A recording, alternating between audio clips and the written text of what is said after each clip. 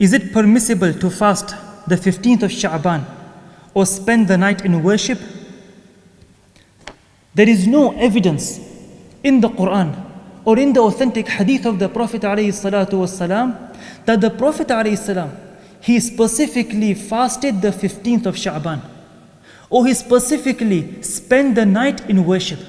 There is no evidence in the Quran or in the authentic hadith of the Prophet ﷺ. This is why the scholars have stated that anyone who specifically fasts the 15th of Shabaan or spends its night in worship, he has innovated in the matter of deen. And innovating in the matter of deen is one of the greatest sins in Islam.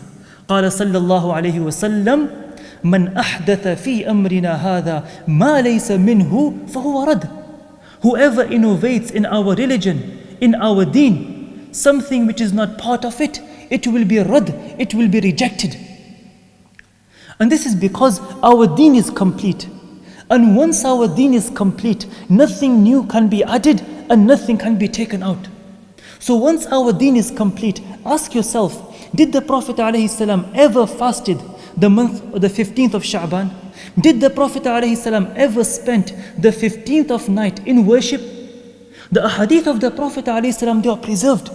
You open the ahadith of the Prophet ﷺ, you will not find a single hadith which is authentic, which is narrated from the Prophet ﷺ, that the Prophet ﷺ specifically fasted the 15th of Shabaan or spent its night in worship.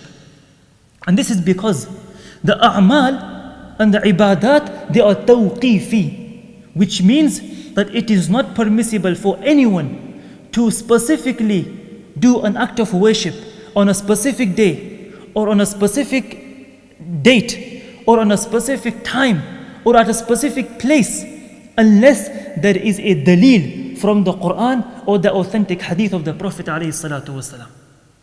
And all the ahadith that are narrated on the virtues of 15th of Shabaan, the scholars have stated that these ahadith, they are either da'ifun jiddan, they are very weak, or they are munkar, or they are mawdu', they are fabricated.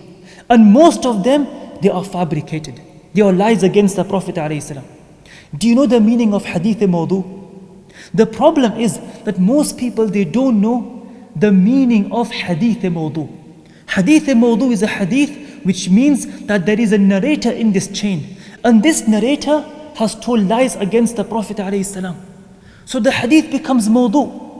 And this is why Ibn al-Jawzi has mentioned these ahadith in his book Al-'Ilal al-Mutanahiya fil ahadith al-Wahiya, as well as in his book Al-Mawdu'at al-Kubra, meaning the greatest fabricated lies against the Prophet ﷺ. Why do you think he collected these ahadith? So people can implement on them? No. To warn the people that these are lies against the Prophet ﷺ, don't implement on them. Don't follow these ahadith. Similarly, Shaykhul Islam ibn Taymiyyah rahimahullah has mentioned these ahadith in his book Majmu'atul Fatawa, and he has mentioned that it is not permissible for anyone to spend the day of 15th of Shabaan in fast or to spend the night in acts of worship. Some people, they say that we know that these ahadith, they are mawdu', they are fabricated, they are da'if, but because there are various chains for these ahadith, the hadith will become uplifted and the hadith will become maqbool, it will be accepted. And this principle is well known amongst the scholars, that if there is a hadith which is da'if, there is a narrator in the chain, sometimes he used to make a mistake. But if there is a mutaba'ah for this hadith, there are various chains for these ahadith, the hadith will be upgraded and the hadith will become maqbool, it will be accepted. But this principle doesn't apply here. Why? Because these ahadith are mawdu', they are fabricated. ولهذا قال ابن حزم الحديث الضعيف لو بلغت طريقه ألف طريق ما ازداد بها إلا ضعفا. A weak hadith, even if you bring 1,000 ahadith, it will only increase in its weakness. This principle doesn't apply here. It applies for when there is a narrator in the chain. Sometimes he used to make a mistake, or maybe he was a thiqah, a reliable narrator, but sometimes he used to make a mistake. Then if you find another hadith to support it, the hadith will become maqbool, it will become accepted. But in this case, this principle doesn't apply. Therefore, as Muslim, the one who believes in Allah Azza wa Jal, and the one who believes in the last day, he should not narrate these ahadith. The scholars have stated that it is not permissible for anyone to narrate a hadith which is mawdu'. وَلِهَذَا قَالَ صَلَّى اللَّهُ عَلَيْهِ وَسَلَّمَ مَنْ كَذَبَ عَلَيَّ مُتَعَمِّدًا فَلْيَتَبَوَّأْ مَقْعَدَهُ مِنَ النَّارِ. Whoever tells a lie against me, then he should make his place in the hellfire. Therefore, it is not permissible for anyone to narrate a hadith which is mawdu', unless the person is narrating it to warn the people that this hadith is mawdu', don't follow it, don't implement on it.